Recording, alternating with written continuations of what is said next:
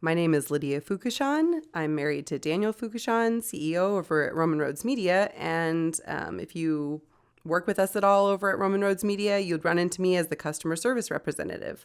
I've also done some curriculum development. I have 5 kiddos aged 10 down to 7 months old, and I'm excited to be homeschooling them and giving them an introduction to classical Christian education. I'll be reading from the Richmond Lattimore translation. The Iliad, Book 16. So they fought on both sides for the sake of the strong-benched vessel. Meanwhile, Patroclus came to the shepherd of the people, Achilles, and stood by him and wept warm tears, like a spring dark running, that down the face of a rock impassable drips its dim water. And swift-footed, brilliant Achilles looked on him in pity, and spoke to him aloud, and addressed him in winged words. Why, then, are you crying like some poor little girl, Patroclus, who runs after her mother, and begs to be picked up and carried, and clings to her dress, and holds her back when she tries to hurry, and gazes tearfully into her face until she is picked up?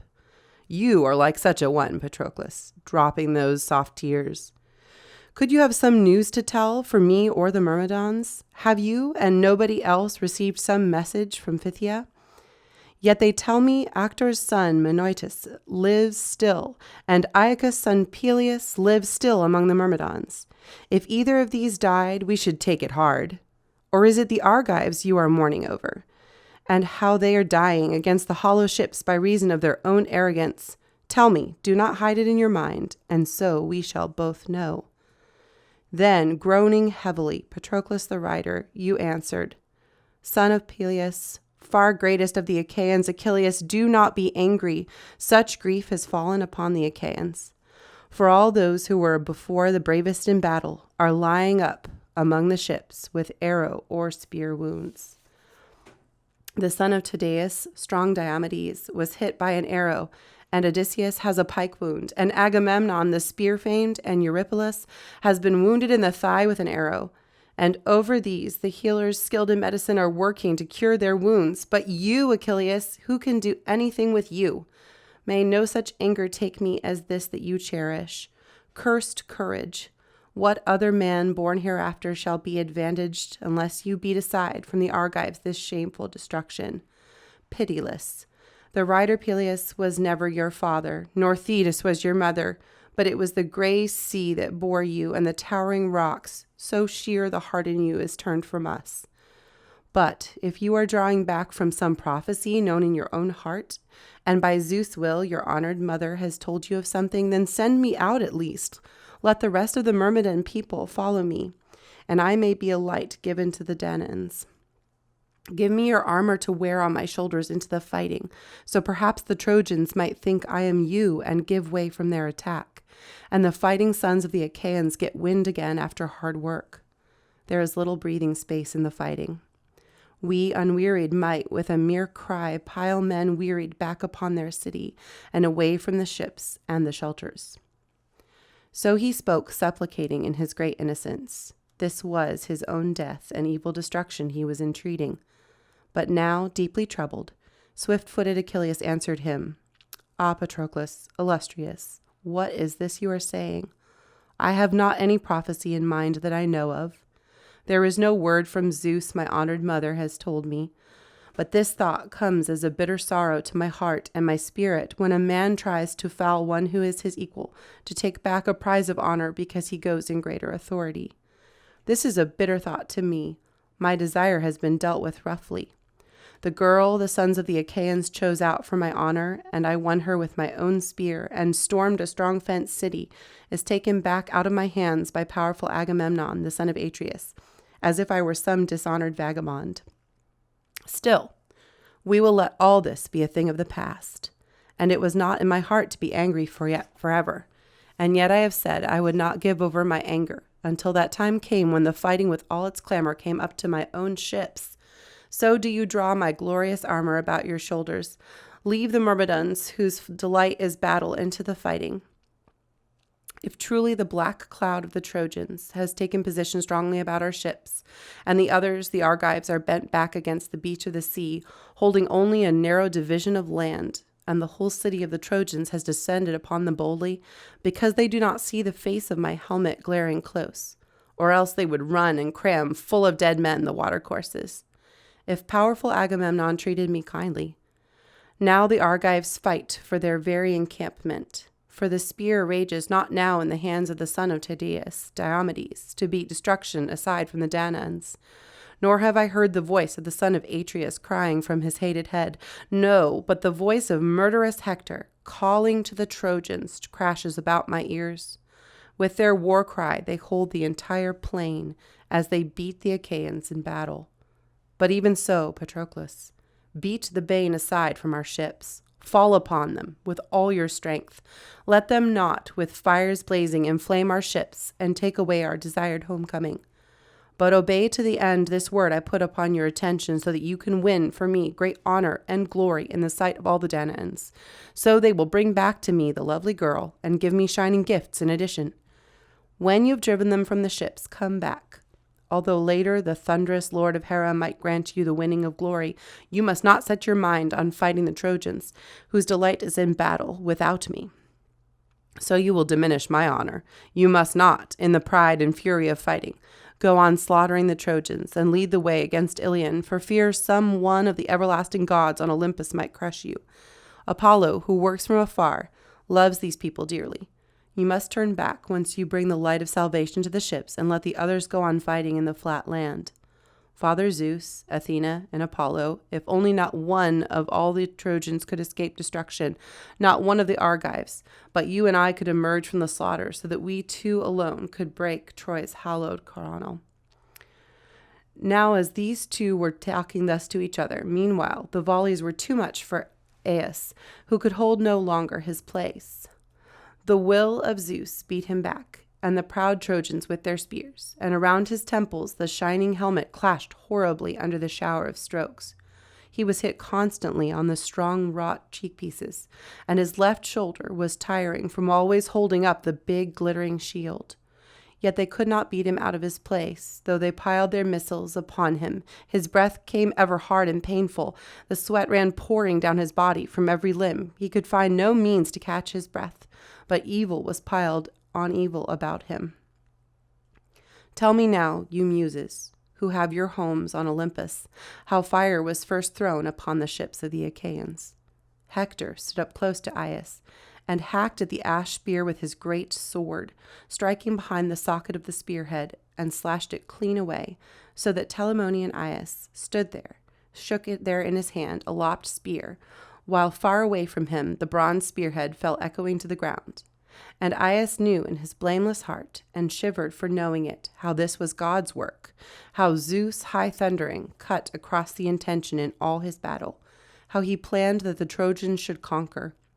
He drew away out of the missiles, and the Trojans threw weariless fire on the fast ship, and suddenly the quenchless flame streamed over it. So the fire was at work on the ship's stern, but Achilles struck his hands against both his thighs, and called to Patroclus, "Rise up, illustrious Patroclus, rider of horses. I see how the ravening fire goes roaring over our vessels. They must not get our ships, so we cannot run away in them. Get on your armor. Faster, I will muster our people." He spoke, and Patroclus was helming himself in bronze that glittered. First he placed along his legs the beautiful greaves, linked with silver fastenings to hold the greaves at the ankles.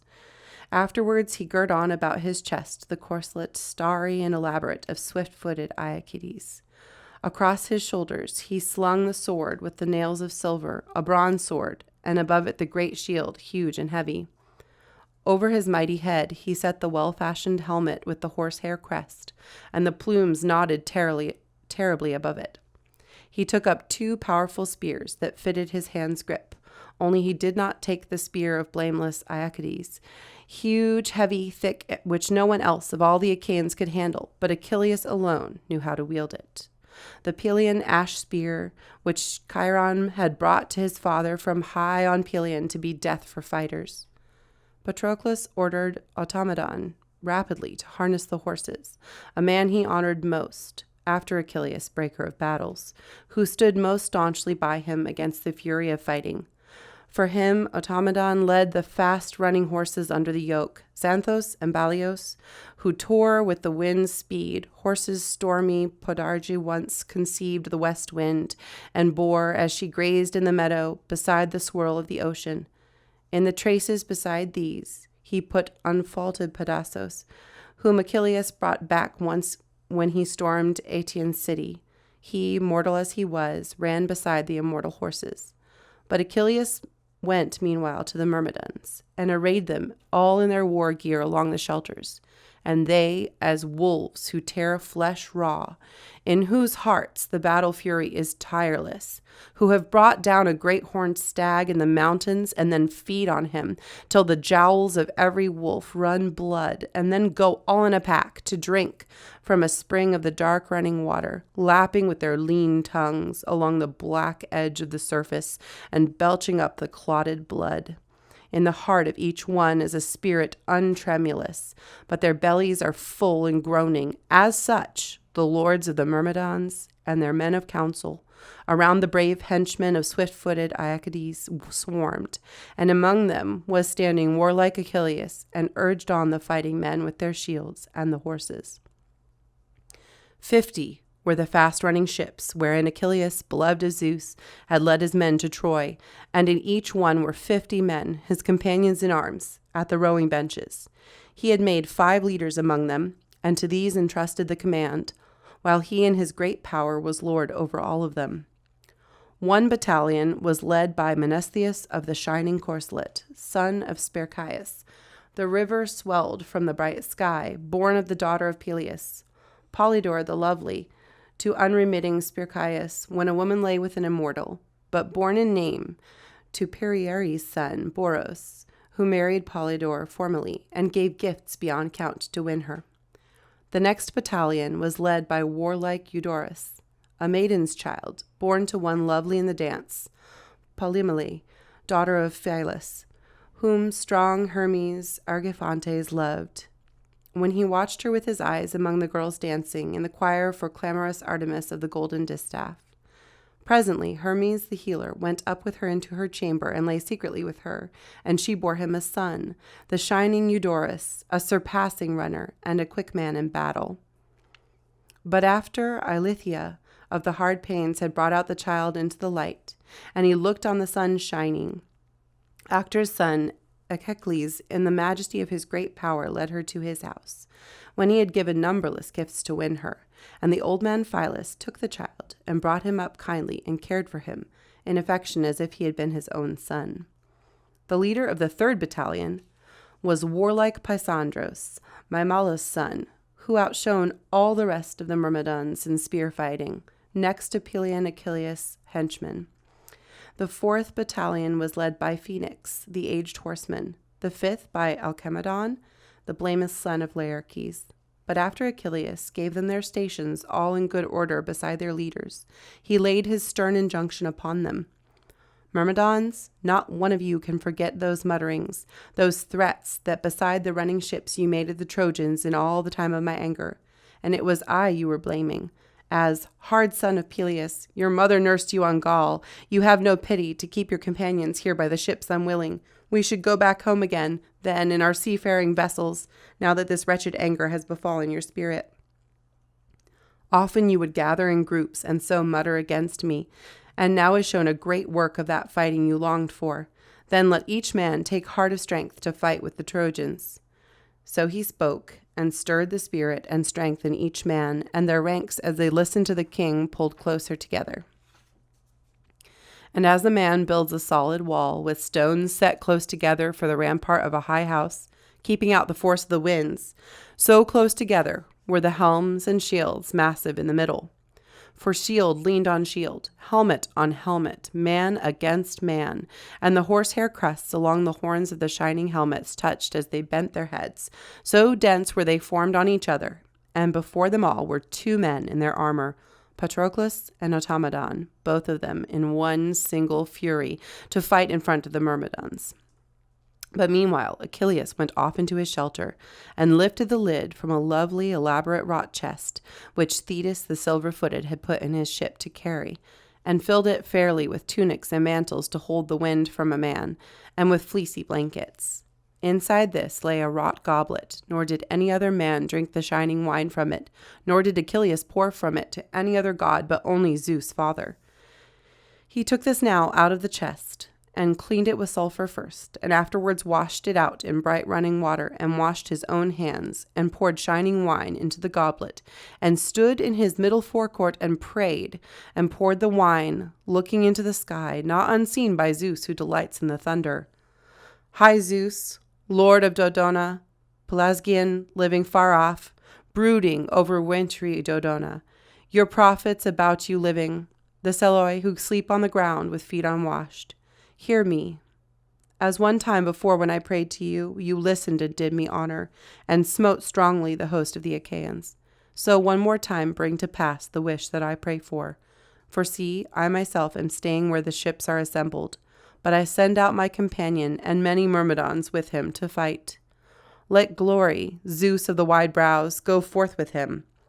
Make brave the heart inside his breast, so that even Hector will find out whether our henchman knows how to fight his battles by himself, or whether his hands rage invincibly only those times when I myself go into the grind of the war god.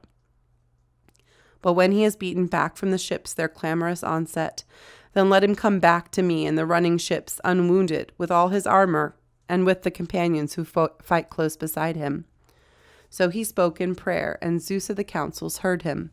The Father granted him one prayer and denied him the other, that Patroclus should beat back the fighting assault on the vessels he allowed, but refused to let him come back safe out of the fighting.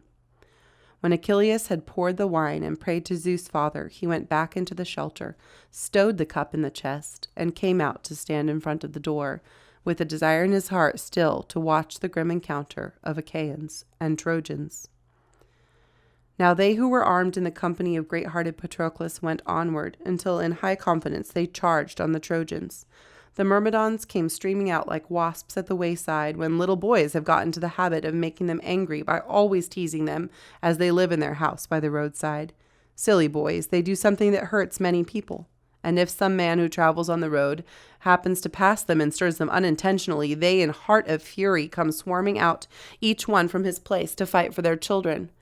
In heart and in fury like these, the Myrmidons streaming came out from their ships, with a tireless clamor arising, and Patroclus called afar in a great voice to his companions.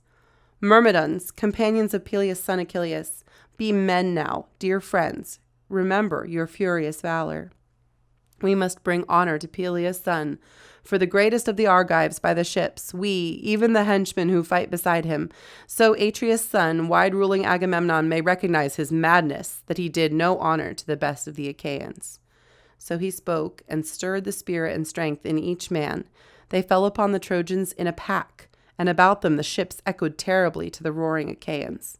But the Trojans, when they saw the powerful son of Menoetes himself, and his henchmen with him in the glare of their war gear, the heart was stirred in all of them. The battalions were shaken in the expectation that by the ships swift-footed Peleon had thrown away his anger, and chosen the way of friendship. Then each man looked about him for a way to escape the sheer death.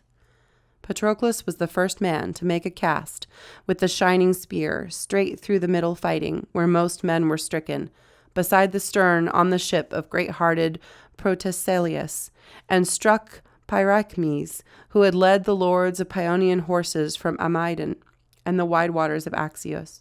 He struck him in the right shoulder, so he dropped in the dust, groaning, on his back, and his Paeonian companions about him scattered.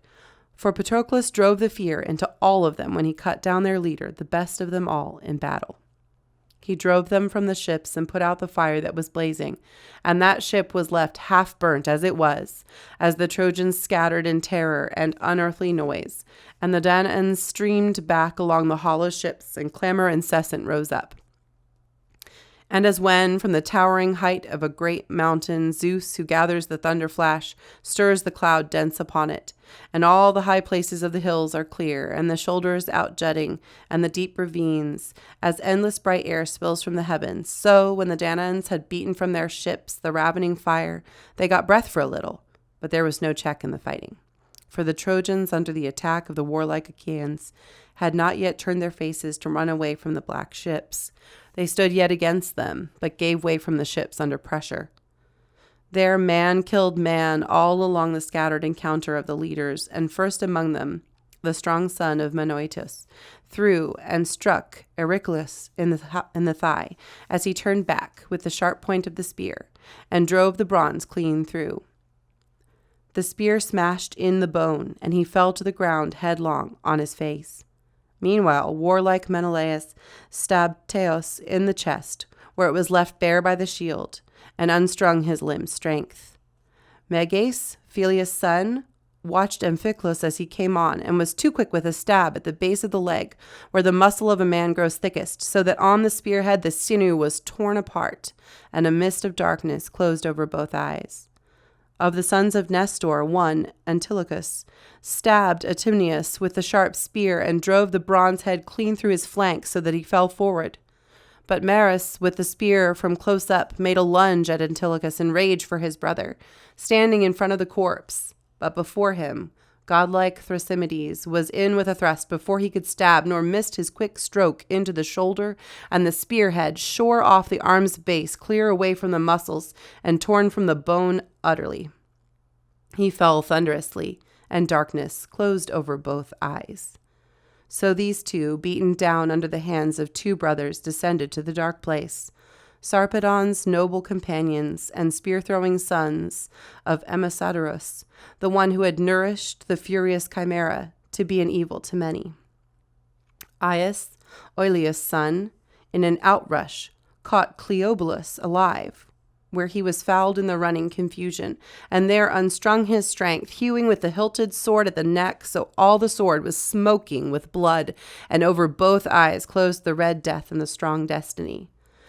Then Peneleus and Lycon ran up close together, since these with their spear throws had gone wide of each other, and each had made a cast vainly, so now the two of them ran together with swords. There Lycon hacked at the horn of the horsehair-crusted helm, but the sword blade broke at the socket. Peneleus cut at the neck underneath the ear, and the sword sank clean inside, with only skin left to hold it, and the head slumped aside, and the limbs were loosened. Meriones, on his light feet, overtaking Acamas, stabbed him in the right shoulder as he climbed up behind his horses, and the darkness drifted over his eyes as he crashed from the chariot. Idomeneus stabbed Aramis in the mouth with the pitiless bronze, so that the brazen spearhead smashed its way clean through below the brain in an upward stroke, and the white bones splintered, and the teeth were shaken out with the stroke, and both eyes filled up with blood, and gaping he blew a spray of blood through the nostrils and through his mouth, and death in a dark mist closed in about him. So these lords of the Danaans killed each his own man. They, as wolves, make havoc among lambs or young goats in their fury, catching them out of the flocks, when the sheep separate in the mountains through the thoughtlessness of the shepherd, and the wolves, seeing them, suddenly snatch them away, and they have no heart for fighting. So the Danaans ravaged the Trojans, and these remembered the bitter sound of terror and forgot their furious valor. But the great Aias was trying forever to make a spear cast at bronze-helmed Hector, but he, in his experience of fighting with his broad shoulders huddled under the bull's hide shield, kept watching always the whistle of arrows, the crash of spears thrown. He knew well how the strength of the fighting shifted against him, but even so stood his ground to save his steadfast companions. As when a cloud goes deep into the sky from Olympus, through the bright upper air when Zeus brings on the hurricane, so rose from beside the ships their outcry, the noise of their terror. In no good order they went back, while his fast-running horses carried Hector away in his armor. He abandoned the people of the Trojans who were trapped by the deep-dug ditch unwilling, and in the ditch many fast horses who pulled the chariots left, broken short at the joining of the pole, their masters' chariots, while Patroclus was on them, calling hard and loud to the Danaans with evil intention for the Trojans, who in clamorous terror choked all the ways where they were cut off. From under their feet stirred the dust storm, scattered in clouds. Their single-foot horses were straining to get back to the city, away from the ships and the shelters. But Patroclus, where he saw the stirring of most people, steered there, shouting, and men went down under the axles, headlong, from chariots as the empty cars rattled onward. Straight across the ditch overleapt those swift and immortal horses the gods had given as shining gifts to Peleus, hurtling onward, as Patroclus' rage stirred him against Hector, whom he tried to strike, but his fast horses carried him out of it. As underneath the hurricane, all the black earth is burdened on an autumn day, when Zeus sends down the most violent waters in deep rage against mortals after they stir him to anger, because in violent assembly they pass decrees that are crooked, and drive righteousness from among them, and care nothing for what the gods think. And all the rivers of these men swell current to full spate, and in the ravines of their watercourses rip all the hillsides, and dash whirling in huge noise down to the blue sea, out of the mountains headlong, so that the works of men are diminished. So huge rose the noise from the horses of Troy in their running. But Patroclus, when he had cut away their first battalions, turned back to pin them against the ships, and would not allow them to climb back into their city, though they strained for it. But sweeping through the space between the ships, the high wall, and the river, made havoc, and exacted from them the blood price for many. There, first of all, he struck with the shining spear Praunus in the chest, where it was left bare by the shield, and unstrung his limbs' strength. He fell thunderously. And Patroclus in his next outrush at Thestor, Enop's son, who huddled inside his chariot, shrunk back. He had lost all his nerve, and from his hands the reins slipped.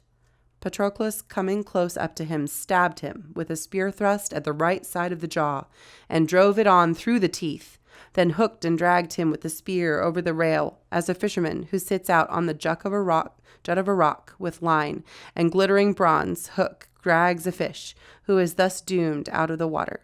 So he hauled him, mouth open, to the bright spear out of the chariot, and shoved him over on his face, and as he fell, the life left him.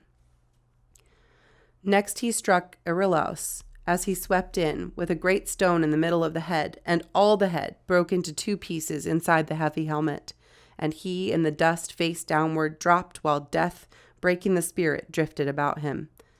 Afterwards, with Aramis, Amphoterus, and Epaltes, Lipolymus, Damastor's son, Echius and Pyrrhus, Iphias and Euippus, and Argeus' son, Polymolus, all these he felled to the bountiful earth in rapid succession. But Sarpedon, when he saw his free-girt companions going down underneath the hands of Menoetes' son Patroclus, called aloud in entreaty upon the godlike Lycians, "Shame, you Lycians! Where are you running to? You must be fierce now, for I myself will encounter this man, so I may find out who this is who has so much strength and has done so much evil to the Trojans, since many and brave are those whose knees he has unstrung." He spoke, and sprang to the ground in all his arms from the chariot, and on the other side Patroclus, when he saw him, leapt down from his chariot.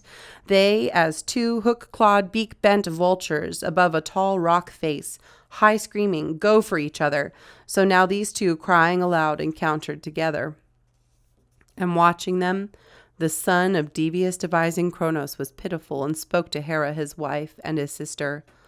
Ah me, that it is destined that the dearest of men, Sarpedon, must go down under the hands of Menoetes' son, Patroclus. The heart in my breast is balanced between 2 ways, as I ponder whether I should snatch him out of the sorrowful battle, and set him down, still alive, in the rich country of Lycia, or beat him at the hands of the son of Menoetes. In turn, the lady Hera of the ox-eyes answered him, "Majesty, son of Cronos, what sort of thing have you spoken?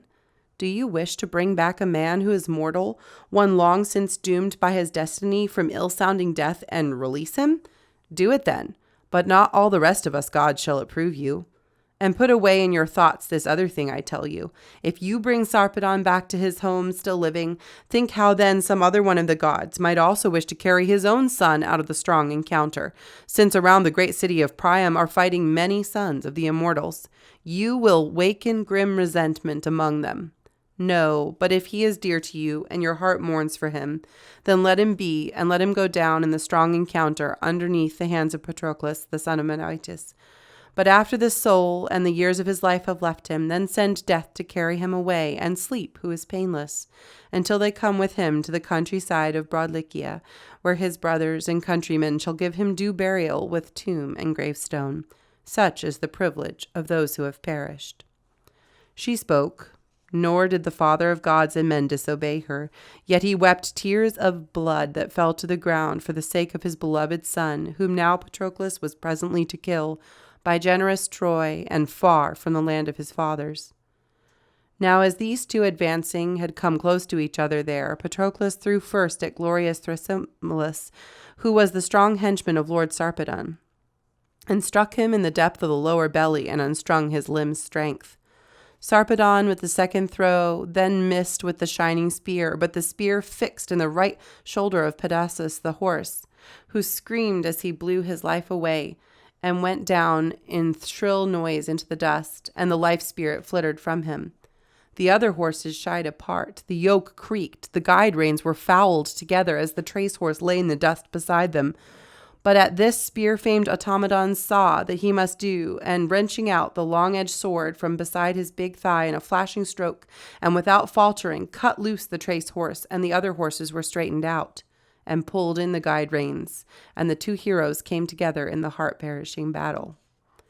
Once again Sarpedon threw wide with a cast of his shining spear, so that the pointed head overshot the left shoulder of Patroclus. And now Patroclus made the second cast with the brazen spear, and the shaft escaping his hand was not flung vainly, but struck where the beating heart is closed in the arch of the muscles.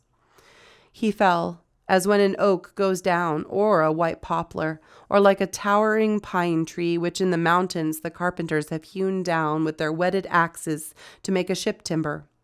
So he lay there, felled in front of his horses and chariots roaring, and clawed with his hands at the bloody dust, or as a blazing and haughty bull in a huddle of shambling cattle, when a lion has come among the herd and destroys them, dies bellowing under the hooked claws of the lion.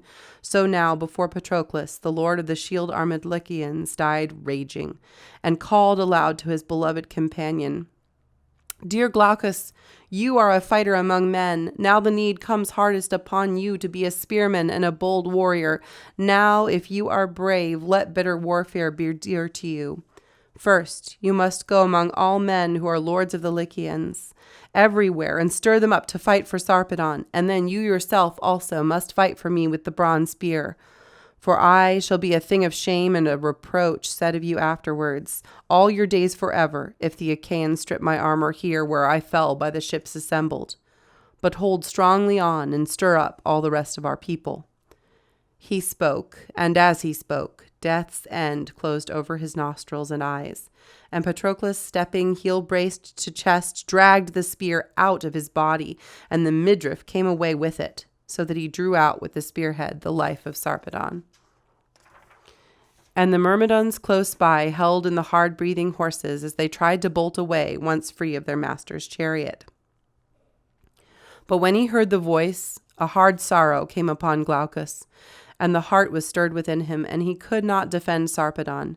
He took his arm in his hand and squeezed it, since the wound hurt him where Teucrus had hit him with an arrow shot as he swept in on the high wall, and fended destruction from his companions.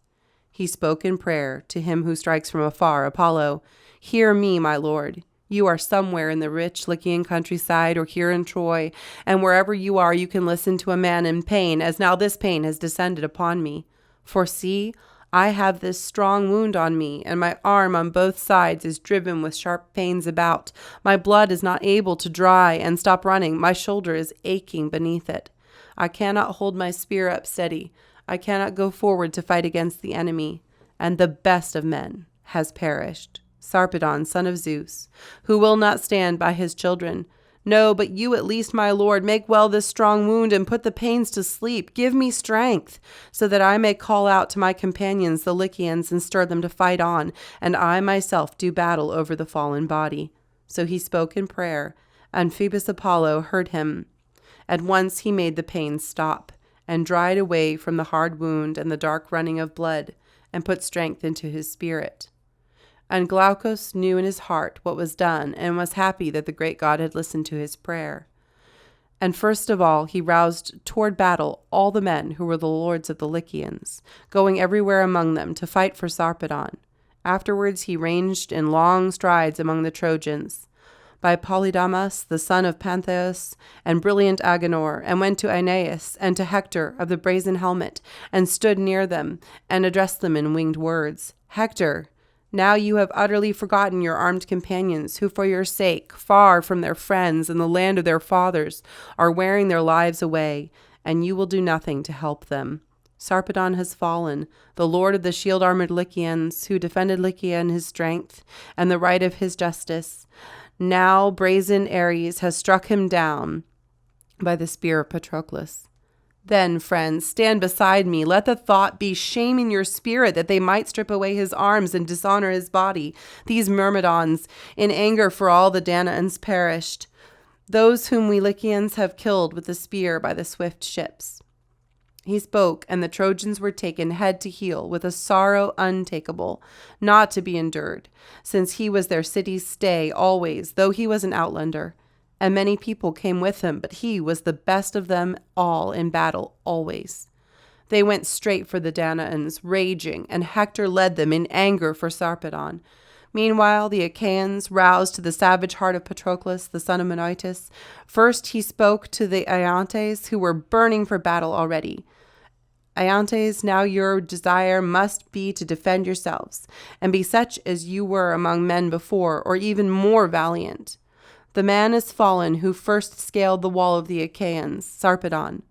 If only we could win and dishonor his body and strip the armor from his shoulders and kill with the pitiless bronze one of his companions who fight to defend him. He spoke, and they likewise grew furious in their defense. And when they on either side had made massive their battalions, Trojans and Lycians and Myrmidons and Achaeans, they clashed together in battle over the perished body, howling terribly, with a high crash of the men in their armor, while Zeus swept ghastly night far over the strong encounter, that over his dear son might be deadly work in the fighting. First the Trojans shouldered back the glancing-eyed Achaeans, when a man, and not the worst of the Myrmidons, was struck down, son of high-hearted Agacles, Epigeus the brilliant. He was one who was lord before in strong-founded Budeon, but now, since he had happened to kill his high-born cousin, had come suppliant to Peleus and to Thetis the silver-footed, and these sent him to follow Achilles, who broke men in battle, to Ilion of the horses in the battle against the Trojans. As he caught at a dead man, glorious Hector hit him with a stone in the head, and all the head broke into two pieces inside the heavy helmet, and he in the dust face downward dropped, while death, breaking the spirit, drifted about him. And the sorrow took hold of Patroclus for his fallen companion. He steered his way through the ranks of the front fighters like a flying hawk who scatters into flight the daws and the starlings. So straight for the Lycians, O Lord of horses, Patroclus, you swept, and for the Trojans, heart angered for your companion. Now he struck Sthenelaus, beloved son of Ithyomenes, in the neck with a stone, and broke the tendons loose from about it. The champions of Troy gave back then, and glorious Hector, as far as goes the driving cast of a slender javelin, which a man throws making trial of his strength, either in a contest or else in battle, under the heart-breaking hostilities, so far the Trojans gave way, with the Achaeans pushing them. But Glaucus was first, lord of the shield-armored Lycians, to turn again, and killed Patroclus, the great-hearted, beloved son of Chalcon, who had dwelled in his home in Hellas, conspicuous for wealth and success among all the Myrmidons. It was he whom Glaucus stabbed in the middle of the chest, turning suddenly back with his spear as he overtook him. He fell thunderously, and the closing sorrow came over the Achaeans as the great man went down, but the Trojans were gladdened greatly, and came and stood in a pack about him. Nor did the Achaeans let go of their fighting strength, but steered their fury straight at them. And there Meriones cut down a chief man of the Trojans, Laogonus, bold son of Onotor, who was Idaean, Zeus' priest, and who was honored in his countryside as a god is. Meriones struck him by jaw and ear, and at once the life spirit fled from his limbs, and the hateful darkness closed in about him. But Aeneas threw his bronze spear at Meriones, hoping to hit him as he came forward under his shield's covering. But Meriones, with his eyes straight on him, avoided the bronze spear, for he bent forward, and behind his back the long spear shaft was driven into the ground, so that the butt end was shaken on the spear. Then and there, Ares the huge took the force from it, so that the vibrant shaft of Aeneas was driven groundward, since it had been thrown in a vain cast from his big hand. But Aeneas was angered in his spirit and called out to him, Meriones, though you are a dancer, my spear might have stopped you now and for all time, if only I could have hit you. Then in turn Meriones, the spear famed, answered him, Aeneas, strong fighter though you are, it would be hard for you to quench the strength of every man who might come against you and defend himself, since you also are made as a mortal. But if I could throw and hit you with the sharp bronze in the middle, then strong as you are and confident in your hand's work, you might give the glory to me and your soul to Hades of the horses. He spoke, but the fighting son of Menoetes reprimanded him. Meriones, when you are a brave fighter, why say such things? See, dear friend, the Trojans will not give back from the body for hard words spoken. Sooner the ground will cover them. Warfare's finality lies in the work of hands, that of words in counsel. It is not for us now to pile up talk, but to fight in battle. He spoke and led the way, and the other followed, a mortal like a god. As the tumult goes up from men who are cutting timber in the mountain valleys, and the sound is heard from far off, such was the dull crashing that rose from earth of the wide ways, from the bronze shields, the skins, and the strong covering ox hides, as the swords and leaf-headed spears stabbed against them. No longer could a man, even a knowing one, have made out the godlike Sarpedon, since he was piled from head to ends of feet under a mass of weapons, the blood and the dust, while others about him kept forever swarming over his dead body, as flies through a sheepfold thunder about the pails over spilling milk, in the season of spring when the milk splashes in the buckets. So they swarmed over the dead man, nor did Zeus ever turn the glaring of his eyes from the strong encounter, but kept gazing forever upon them in spirit reflective, and pondered hard over many ways for the death of Patroclus. Whether this was now the time, in this strong encounter, when there over godlike Sarpedon glorious Hector should kill him with the bronze and strip the armor away from his shoulders, or whether to increase the steep work of fighting for more men. In the division of his heart, this way seemed best to him, for the strong henchman of Achilles, the son of Peleus, once again to push the Trojans and bronze-helmed Hector back on their city and tear the life from many. In Hector, first of all, he put a temper that was without strength. He climbed to his chariot and turned to flight and called to the other Trojans to run, for he saw the way of Zeus' sacred balance. Nor did the powerful Lycians stand now, but were all scattered to flight, when they had seen their king with a spear in his heart lying under the pile of dead men, since many others had fallen above him, once Zeus had strained fast the powerful conflict. But the Achaeans took from Sarpedon's shoulders the armor glaring and brazen, and this the warlike son of Menoetes gave to his companions to carry back to the hollow ships.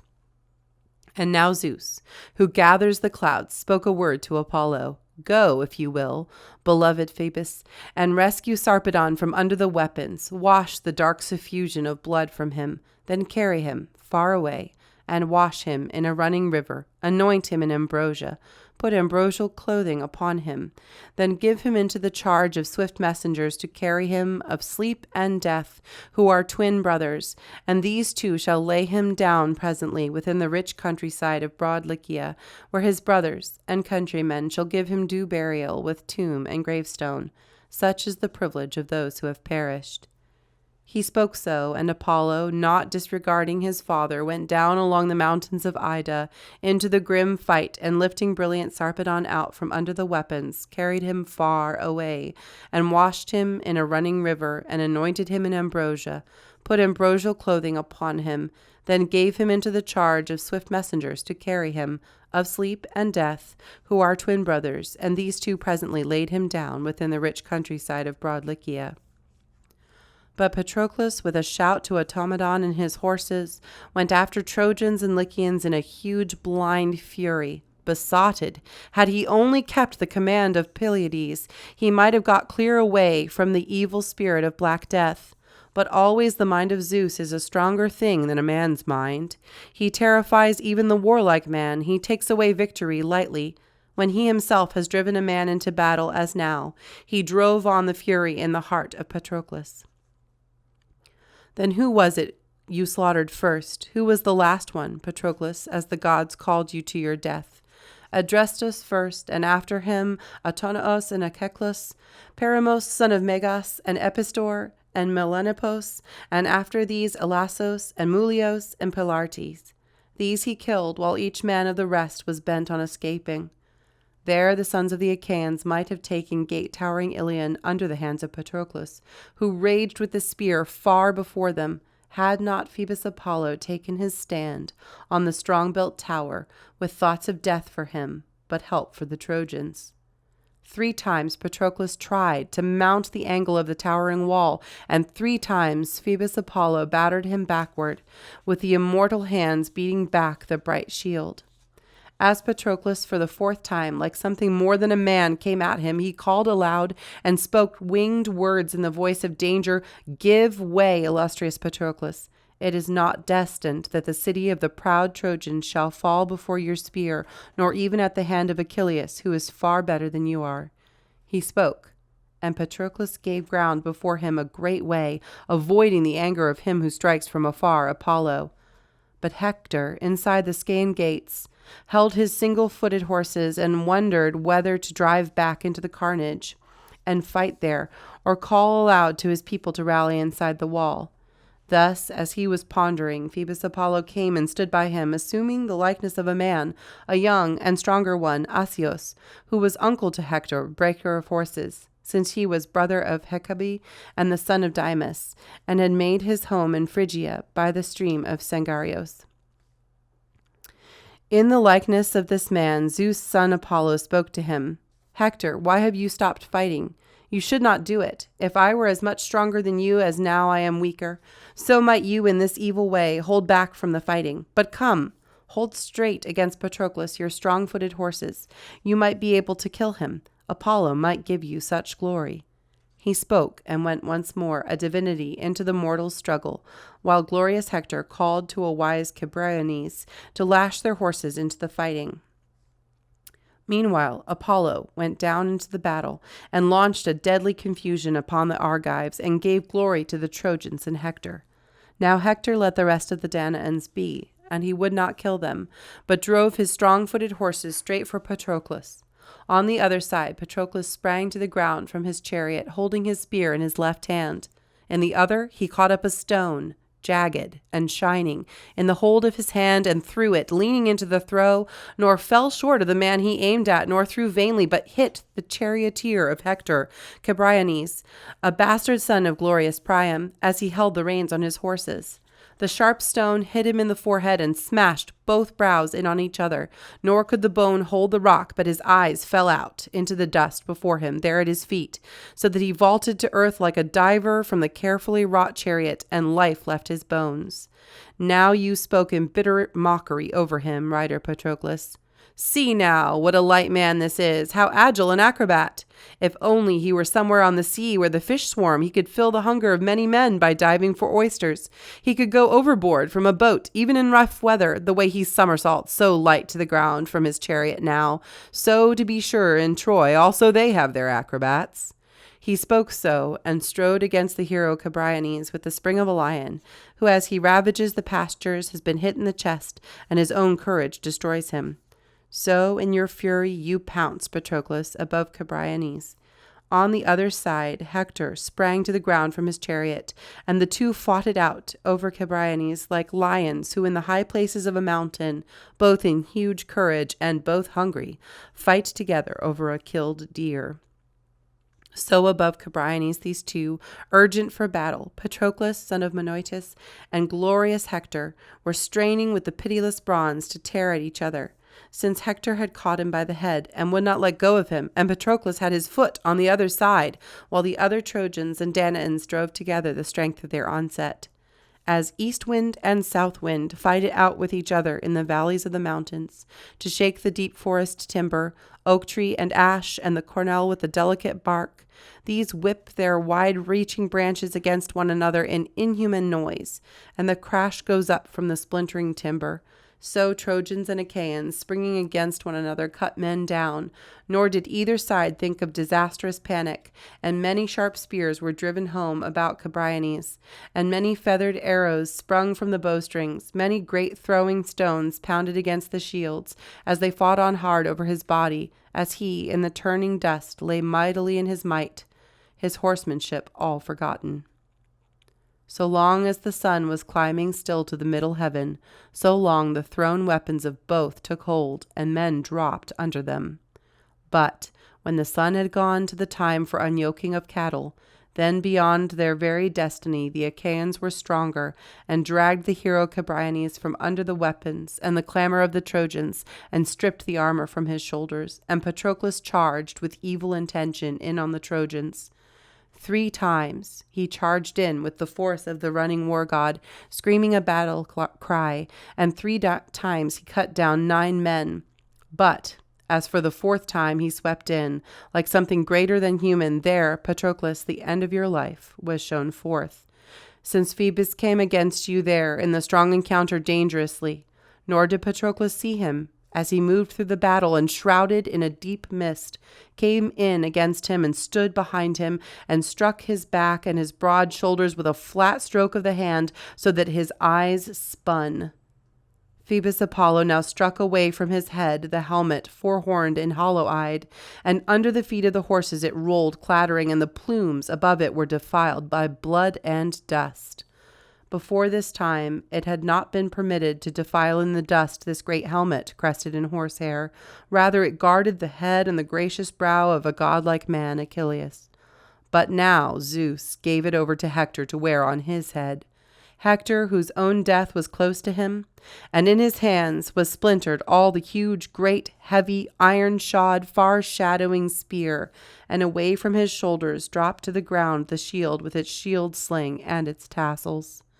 The Lord Apollo, son of Zeus, broke the corselet upon him. Disaster caught his wits, and his shining body went nerveless. He stood stupidly, and from close behind his back a Dardanian man hit him between the shoulders with a sharp javelin.